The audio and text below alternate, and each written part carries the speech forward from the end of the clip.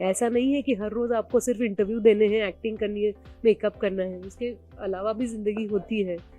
जिनकी हत्या हुई थी कुछ साल पहले पूना में, तो वो बात आज तक मुझे खलती है, आज तक मैं समझ नहीं पाई हूँ कि I definitely want to play a sports person in my life. Firstly, तो congratulations and welcome to Telly Chakran. Thank you. As the name says, whistleblower. आपके खुद के जहन में वो क्या one line आता है जो define your show का series entirely for that matter? मुझे लगता है व्हिसल ब्लोअर वो होता है जो सच्चाई का सामना करने में डरता नहीं है। सच्चाई कड़वी भी हो सकती है, प्यारी भी हो सकती है, लेकिन व्हिसल ब्लोअर वो होता है जो लोगों को दिशा दिखाता है how to deal with the truth. Okay. उस नाते अगर मैं आपके किरदार के बारे में बात करूँ कि ऐसा X factor क्या था उसमें that actually made you say yes for it? Every bit of Zainab Parker, क्योंकि मुझे लगता है ज़ैनाब का इस शो में होना बहुत मायने रखता है, क्योंकि वो डॉक्टर संकेत को बहुत हेल्प करती है जो ऋत्विक प्ले कर रहे हैं। जिस प्रकार से मेरे डायरेक्टर मनोज पिल्लाई ने मुझे नरेशन दिया था और कहानी बताई थी, वो कहानी मुझे बहुत अच्छी लगी थी। तो मुझे वो कहानी, जब कहानी सुनने के बाद आपको कहानी देखने का मन करता है, तो that itself is a success in itself. तो कैरेक्टर सुनने के बाद तो मुझे और ही मज़ा आया था। और वैसे ही मेरी पहली वेब सीरीज़ है, तो that had a different draw. तो आई फेल्ट सुपर प्राउड कि पहली वेब सीरीज़ के लिए इतना अच्छा कैरेक्टर अगर मुझे ऑफ़र हो रहा है, I definitely wanted to be a part of it. Any limitations that you had in your mind, which as you just mentioned, it was the first web series. तो वो अंदर हिचकिचाहट था, डर था, जैसे हर कोई पहला कुछ करते हैं तो डर रहता है, अंदर जिटरी फीलिंग रहता है, तो जैसा था। मुझे अंदाज़ा नहीं था, मतलब मुझे पता नहीं था कि क्या करते हैं, मतलब कुछ अलग करते हैं क्या, क्योंकि मैंने तो ज़िंदगी भर नाटक किया है या फिल्में की हैं। OTT पे कुछ काम नहीं किया था, और वो क्या होता है, और अभी भी मैं एक्सप्लोर कर रही हूँ कि वो कुछ अलग होता है क्या। लेकिन कभी कभी मुझे लगता है कि इट इज़ लाइक कितने भी नए क्विजीन्स आए, खाना बनाने के लिए चूल्हा तो जलाना ही पड़ता है, बर्तन तो रखने ही पड़ते हैं ना।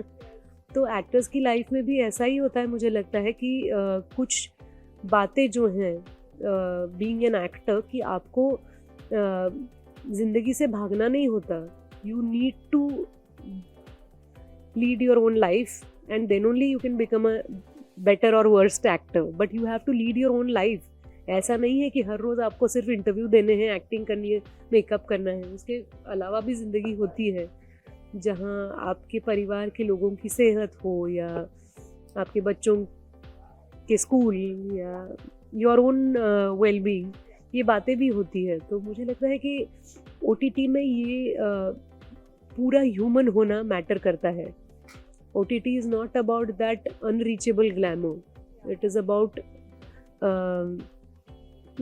day to day, that touch, that basic normalcy.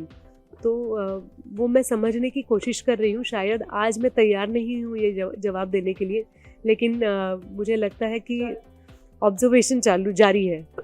Okay, इस नाते अगर मैं किरदार के बारे में पूछूं, तो ऐसा था जो आपको कैरेक्टर से सीखना पड़ा, या maybe you learned over the complete journey of your character coming out in front? Very important एक ऐसी बात थी जो मुझे अपने मेमोरी को थोड़ा ब्रश करना पड़ा, क्योंकि स्किल सीखने की बात नहीं थी, क्योंकि एडिटर होना या वीडियो जर्नलिस्ट होना ये मेरे इंडस्ट्री से रिलेटेड बात है। जैसे मैं तुमसे बात कर रही हूँ, तुम मेरी इंडस्ट्री का हिस्सा हो, और मैंने ऐसे कितने इंटरव्यूज़ किए हैं, मैंने कितने प्रमोशंस किए हैं, इवेंट्स किए हैं, अवार्ड फंक्शंस हैं, तो मैं मिलती रहती हूँ।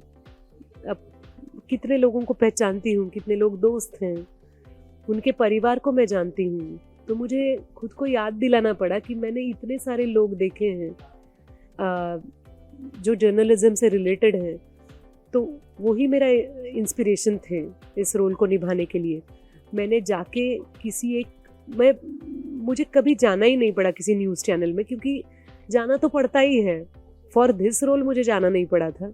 लेकिन मुझे ज़हनात को ज़रूर समझना पड़ा, क्योंकि हमें लगता है कि या तो कोई अच्छा हो सकता है या बुरा हो सकता है, ह्यूमन भी हो सकता है ना कोई, जो अच्छे बुरे के अलावा गलती भी कर बैठता है। तो इस शो में वो बहुत ज़रूरी था समझना कि किसी से गलती हुई है और वो गलती सुधारने की कोशिश कर रहा है, क्या आप उसके साथ खड़े होंगे या आप उसको बदनाम करेंगे और बोलेंगे कि ये कि पागल इंसान है, इसने बहुत बहुत पाप किया है। तो ये सोचने वाली बात थी, जिसके लिए थोड़ा दिमाग लड़ाना पड़ा। अगर मैं कहूँ तो एक स्टैंड लिया जा रहा है गलत के खिलाफ, गलत का हिस्सा बन के सही करने की कोशिश करके।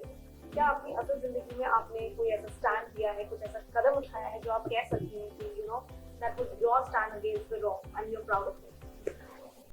क्वाइट अ फ्यू टाइम्स, अलग अलग मुद्दों को लेकर मुझे लगता है कि मैं एक डिसेंट अलर्ट सिटीज़न हूँ इस देश की, बहुत प्राउड सिटीज़न हूँ, प्राउड इंडियन हूँ। तो मैंने अंधश्रद्धा निर्मूलन के लिए काफ़ी काम किया है और मैंने लोगों को अलग अलग पॉइंट पे अपील किया है कि श्रद्धा होनी ही चाहिए, श्रद्धा बहुत ज़रूरी है।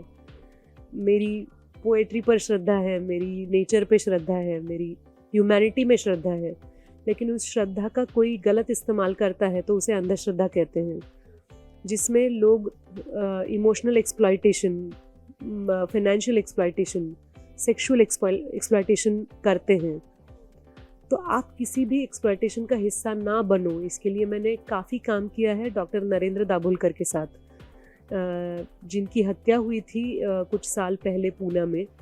तो वो बात आज तक मुझे खलती है, आज तक मैं समझ नहीं पाई हूँ कि कुछ अच्छा समझाने वाले इंसान की हत्या हुई थी और उससे हमने डरना चाहिए कि उससे हमने अच्छा काम जारी रखना चाहिए। एग्जैक्टली तो मैं ये विनती करती रहती हूँ लोगों से कि किसी भी चीज़ का इलाज हम अंधश्रद्धा में ढूंढने की कोशिश करते हैं तो हम कहीं नहीं जा सकते। आज हम एक दूसरे से बात कर रहे हैं और ये इंटरव्यू तुम्हारे सारे दर्शकों को दिखाने वाली हूँ, इसमें कोई जादू नहीं है, इट इज़ टेक्नोलॉजी है, साइंस है, ये हमें समझना पड़ेगा, नहीं तो हमें कोई भी उल्लू बनाएगा ना फिर। इसके लिए मैंने काफ़ी स्टैंड लिया है। अगर मैं कास्ट की बात करूँ तो you have seen how you have mix of cast, like you have seen actor, experience actors, you have young talent, you have want to come first and after the whole team of the hard experience कैसा था working with all of the area of actors? Super brainstorming on the set,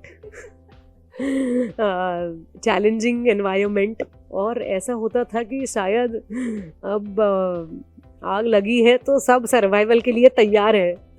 तो बहुत ही exciting environment था और मुझे लगता है इसका क्रेडिट डेफिनेटली मनोज को जाता है, मेरे डायरेक्टर को, क्योंकि उसने वो फायर पूरा रखा था लाइव और हम सबको उसने बहुत अच्छे से गाइड किया, क्योंकि एक्टर तो हम सब होते हैं, हम लाइनें याद करना पता है, कुछ भी गलती नहीं हो सकती, ठीक से बोल सकते हैं, लेकिन अपने कैरेक्टर को पकड़ के रहना, I think that was Manoj. He is the I keep telling him कि let the audience and the world know that we have a rising star and beyond actors it is our director Manoj.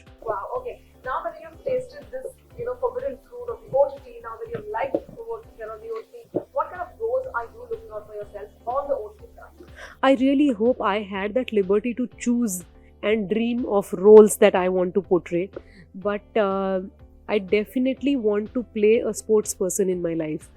I was a aspiring athlete and I never could portray such characters on screen.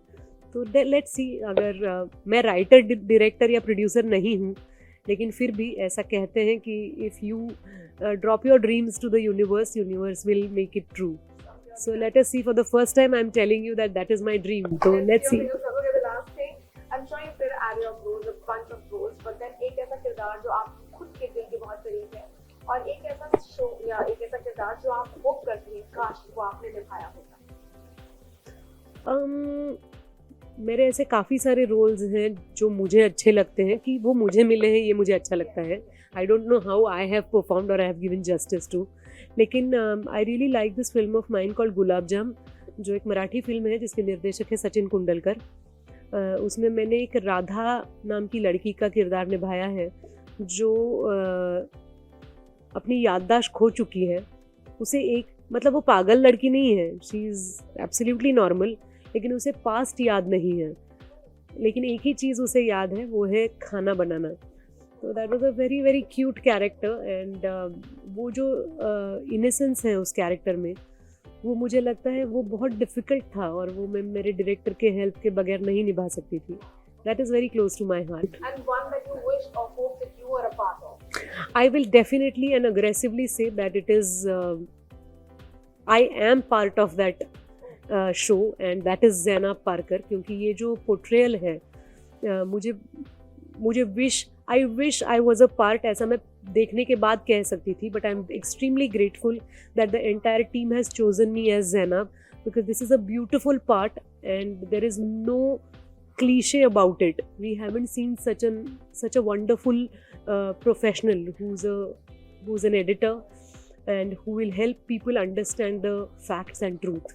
Wow. Any parting words for the fans who I'm sure they're gonna love Zainab as much as you have loved portraying her there? All yours audience, 16 दिसंबर से हम आपके सामने आपकी खिदमत में हैं। आप ये शो ज़रूर देखिए, एक बार नहीं बार बार देखिए। शो बनाना और शूटिंग के टाइम के मज़े ये किससे अलग बात है, लेकिन जिस उद्देश्य से ये शो बनाया गया है वो आपको सतर्क करें, आपको आपकी ज़िंदगी जीने के लिए और साहस दें और आपको एक कॉन्फिडेंट स्ट्रॉन्ग ह्यूमन बीइंग बनाए, ये मैं आशा करती हूँ। Do watch and be with whistle blower. नमस्कार, I am Sonali Kulkarni and you are watching me on Tellychakkar.